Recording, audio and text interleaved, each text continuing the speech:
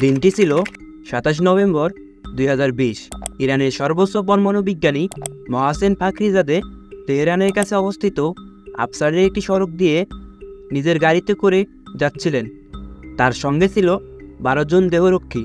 হঠাৎ তার গাড়ির সামনে একটি কাঠবোঝাই ট্রাক এসে পড়ে। তার গাড়ি থেমে গেলে আগে থেকে সেখানে মজুদ অন্য একটি গাড়ি থেকে তার উপর গুলিবর্ষণ করা হয়। এতে তিনি ঘটনাস্থলেই মৃত্যুবরণ করেন। হামলার আগে ১ টন ওজনের একটি বন্দুক অন্য একটি গাড়ির মধ্যে স্থাপন করে রাস্তার পাশে আগেই রাখা হয়। এরপর এআই এর সাহায্যে দূরে বসে বন্দুকটি কন্ট্রোল করা হয়। দূর থেকে বন্দুকটিকে কমান্ড দেওয়ার সাথে সাথে বন্দুকটি অ্যাক্টিভেট হয়ে যায়। বন্দুক থেকে ১৩টি গুলি ফাখরিজাদের দিকে ছোড়া হয়। এর মধ্যে ৮টি গুলি নিখুঁতভাবে তার মাথায় লাগে, আর বাকি 5টি গুলি তার দেহরক্ষী তাকে বাঁচাতে আসলে তার শরীরে লাগে। মজার ব্যাপার হলো, হামলার সময় মহাসেন ফাখরিজাদের স্ত্রী তার থেকে মাত্র কয়েক ইঞ্চি দূরে বসেছিল, কিন্তু তার শরীরে কোনো গুলি লাগেনি। মহাসেন ফাখরিজাদে মারা গেছেন নিশ্চিত হওয়ার পরই বিস্ফোরণ ঘটিয়ে বন্দুকবাহী গাড়িটিকে উড়িয়ে দেওয়া হয়। আর এই পুরো ঘটনাটি ঘটিয়েছে পৃথিবীর দুর্ধর্ষ গোয়েন্দা সংস্থাগুলোর মধ্যে অন্যতম ইসরায়েলের মোসাদ। অনুসন্ধানের আজকের পর্বে আমরা জানার চেষ্টা করব মোসাদের কাজের ধরন ও বিভিন্ন মিশন সম্পর্কে। ১৯১৭ সালে ২রা নভেম্বর ব্রিটিশ প্রধানমন্ত্রী আর্থার জেমস বেলফো ফিলিস্তিন ভূখণ্ডে একটি ইহুদি রাষ্ট্র প্রতিষ্ঠার ঘোষণা দিলে ইউরোপ থেকে বিপুল সংখ্যক ইহুদি ফিলিস্তিনে এসে বসবাস শুরু করে। ১৯৩১ সালে যার সংখ্যা দাঁড়ায় ১,৮০,০০০ জন। ১৯৪৮ সালে সেই সংখ্যাটা ৬ লাখে উন্নীত হয়। ১৯৪৮ সালে জাতিসংঘের সাধারণ পরিষদে ফিলিস্তিন ভূখণ্ডকে দ্বিখণ্ডিতকরণ ১৮১ নম্বর প্রস্তাব গৃহীত হলে ১৪ মে ১৯৪৮ সালে ফিলিস্তিনের ৫৫% ভূমি নিয়ে ইসরায়েল রাষ্ট্রের জন্ম হয়। রাষ্ট্র হিসেবে ইসরায়েলের প্রতিষ্ঠার ১৯ মাসের মাথায় দেশটির প্রথম প্রধানমন্ত্রী ডেভিড বেন গুরিয়ন মোসাদ প্রতিষ্ঠা করেন। মূলত ১৯৪৯ সালের ১৩ December central institute of coordination নামে মোসাদের কার্যক্রম শুরু হয়। শুরুতে বিভিন্ন শত্রু দেশ থেকে গোয়েন্দা তথ্য সংগ্রহ, সন্ত্রাস দমন ও অপারেশনের বিষয়টি গোপন রাখা ছিল মোসাদের প্রধান কাজ। ১৯৫১ সালের মার্চ মাসে মোসাদ আনুষ্ঠানিকভাবে যাত্রা শুরু করে। ১৯৫১ সালে আনুষ্ঠানিকভাবে যাত্রা শুরু করলেও ১৯৬৬ সাল পর্যন্ত মোসাদের অস্তিত্ব সকলের কাছে অজানা ছিল। প্রতিষ্ঠার পর থেকেই মোসাদকে ইসরায়েলের প্রধানমন্ত্রীর কার্যালয়ের অধীনে রাখা হয়, অর্থাৎ মোসাদের কার্যক্রমের রিপোর্ট ও গোয়েন্দা তথ্য সরাসরি প্রধানমন্ত্রীকে দিতে হবে। ইসরায়েলের মোসাদ নীতি ও কার্যক্রমে অনেকটা যুক্তরাষ্ট্রের সিআইএ, যুক্তরাজ্যের MI6 এবং কানাডিয়ান সিকিউরিটি ইন্টেলিজেন্স সার্ভিসের অনুরূপ। মোসাদের হেডকোয়ার্টার ইসরায়েলের সাবেক রাজধানী তেল আবিবে অবস্থিত। কর্মকর্তা কর্মচারীর সঠিক সংখ্যা কেউ না জানলেও এর সংখ্যা কম করে হলেও ১,০০০-এর বেশি হবে। অবশ্য ১৯৮০ সালের শেষ দিকে এর সংখ্যা ২,০০০-এর বেশি ছিল। ইসরায়েলের সামরিক বাহিনী IDF থেকে সবচেয়ে চৌকস কর্মকর্তাদের মোসাদে অন্তর্ভুক্ত করা হয়। বর্তমানে পৃথক 10টি বিভাগ নিয়ে মোসাদের কার্যক্রম পরিচালিত হয়। এগুলোর মধ্যে কেবল কয়েকটি বিভাগ সম্পর্কেই জানা যায়।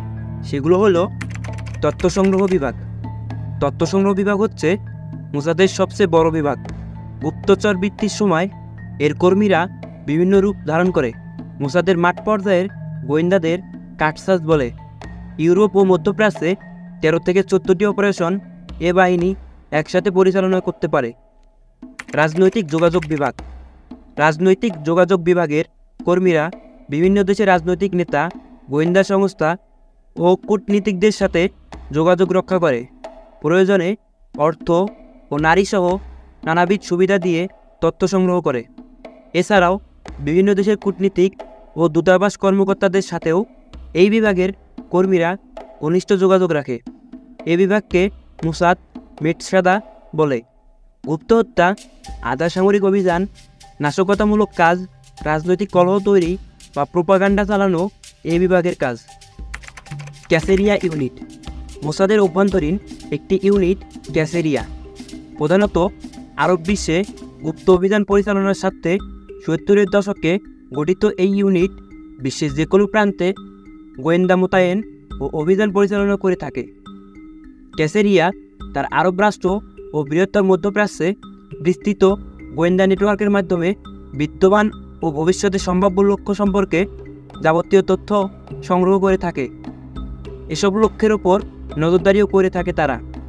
সবচেয়ে বেশি অস্ত্রসজ্জিত ইউনিটের পেশাদার হত্যাকারী নিয়োগ করা হয়। এসব পেশাদাররা গুপ্ত হত্যা ও আত্মঘাতী অভিযানে বিশেষজ্ঞ। সাধারণত ইসরায়েলের সামরিক বাহিনীর বিভিন্ন শাখা হতে এসব সদস্যদের নির্বাচন করা হয়। মার্কিন গোয়েন্দা সংস্থা সিআইএর স্পেশাল অ্যাক্টিভিটি সেন্টার এর সমমান সম্পন্ন এই ক্যাসেরিয়া ইউনিট। তবে ক্ষেত্রবিশেষে সিআইএর চেয়েও মোসাদ ভয়াবহ। বেশিরভাগ সিআইএর গুপ্ত হত্যা পরিচালিত হয় প্রেসিডেন্টের অনুমতিক্রমে ড্রোন হামলার মাধ্যমে।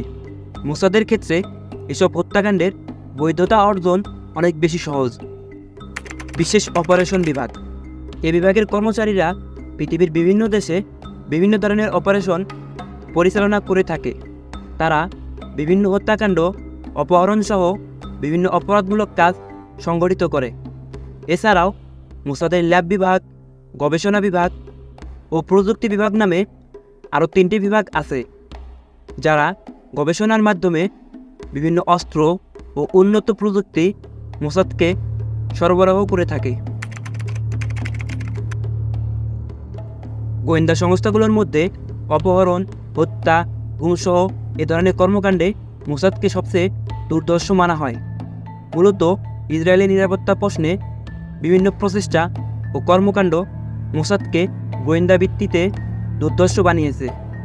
দুর্ধর্ষ এই গোয়েন্দা সংস্থার মূল লক্ষ্য হচ্ছে ফিলিস্তিনি মুক্তি আন্দোলন প্রতিহত করা ও আরব বিশ্বসহ মুসলমানদের স্বার্থ সংশ্লিষ্ট বিষয়ে প্রতিবন্ধকতা সৃষ্টি করা। ইসরায়েলকে নিয়ে কোনো ব্যক্তির বিতর্কিত বা রাজনৈতিক মতবাদ ইসরায়েলের পছন্দ না হলে ওই ব্যক্তিকে অপহরণ বা হত্যা করা হয়। বিশ্বের বিভিন্ন প্রান্তে জঘন্য সব গুপ্ত হত্যার সঙ্গে প্রায়শই মোসাদের সংশ্লিষ্টতা খুঁজে পাওয়া যায়। আসুন আজ আমরা মোসাদের কিছু কুখ্যাত অভিযান সম্পর্কে জেনে নেই, যা সংস্থাটিকে আরও দুর্ধর্ষ বানিয়েছে। বিশ্বের সেরা কোভার্ট অপারেশনগুলির মধ্যে এটি বহুল আলোচিত। ইসরায়েলের গুপ্তচর সংস্থা মোসাদ এই অপারেশন চালিয়েছিল। 1972 সালে মিউনিক অলিম্পিক চলাকালীন ব্ল্যাক সেপ্টেম্বর নামের একটি সন্ত্রাসী সংগঠন 11 জন ইসরায়েলের অ্যাথলেটিককে অপহরণ করে হত্যা করেছিল। আর এই ঘটনার প্রতিশোধ নেওয়ার জন্য operation wrath of God plan করে মোসাদ। জানলে অবাক হবেন, এই অপারেশন চলাকালীন সারা ইউরোপ থেকে ওই জঙ্গিদের খুঁজে খুঁজে বের করে হত্যা করেছিল মোসাদের এজেন্টরা।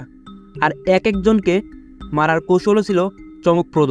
প্রায় 10 বছর ধরে 12 জন জঙ্গিকে খুঁজে খুঁজে হত্যা করেছিল মোসাদ, যা গুপ্তচর বৃত্তির ইতিহাসে আজও অন্যতম বলে মনে করা হয়। 9/11-এর দায়কার এ বিতর্ক এখনও শেষ হয়নি। যদিও সিআইএর এক সময়ের বিশ্বস্ত ওসামা বিন লাদেন ও তালেবানকে এ ব্যাপারে অভিযুক্ত করা হয়েছে, আর এর শাস্তি হিসেবে দখল করে নেওয়া হয়েছে ইউরেনিয়াম সমৃদ্ধ দেশ আফগানিস্তানকে।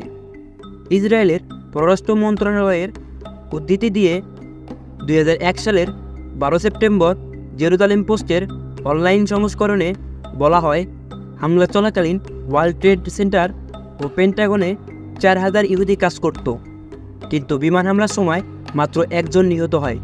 পরে আরও 2 জন নিহতের কথা বলা হয়। কিন্তু ওই দিন এত বিপুল সংখ্যক ইহুদি কীভাবে নিরাপদে ছিল তার জবাব আজ পর্যন্ত কেউ দিতে পারেনি বা দেয়নি। অথচ যে সময় ওয়ার্ল্ড ট্রেড সেন্টারে হামলা হয়েছে, প্রতিদিন ওই সময়ে অনেক ইহুদি অফিসে উপস্থিত থাকত। ব্যতিক্রম শুধু হামলার দিন। সিআইএ বরাবরই এ হামলায় মোসাদের সম্পৃক্ততার কথা অস্বীকার করে আসছে। তবে মোসাদ এই হামলার পরিকল্পনাকারী নয়, এর পক্ষে গ্রহণযোগ্য কোনো প্রমাণ সিআইএ বা মোসাদ দেয়নি। মোসাদের এত সফলতার পাশাপাশি অনেক ব্যর্থ অভিযানও রয়েছে।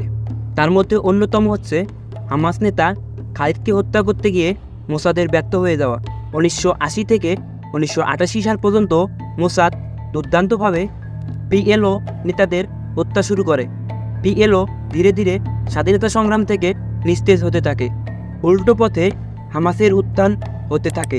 খালিদ মার্শাল তখন অনেক বড় হুমকি হিসেবে দেখা দেয়। 1997 সালে খালিদ মার্শাল তার গাড়ি থেকে নেমে যখন হামাস অফিসে প্রবেশ করবেন, ঠিক সেই সময় হাতে ব্যান্ডেজ লাগানো 3 জন কানাডিয়ান ট্যুরিস্ট খালিদের উপর চাপিয়ে পড়ে তার শরীরে বিষ ঢুকে দেয়। মূলত তারা মোসাদের সদস্য ছিল। এ সময় খালিদের বডিগার্ড একজন আক্রমণকারীকে আটক করে।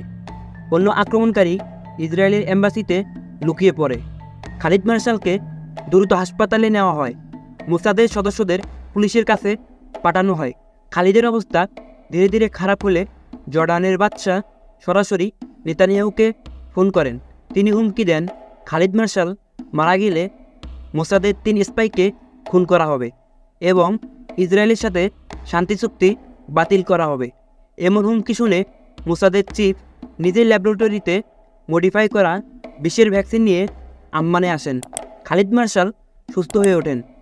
এই ব্যর্থ হামলার ফলাফল এতই করুণ ছিল যে মোসাদ প্রধানকে পদত্যাগ করতে বাধ্য করা হয়।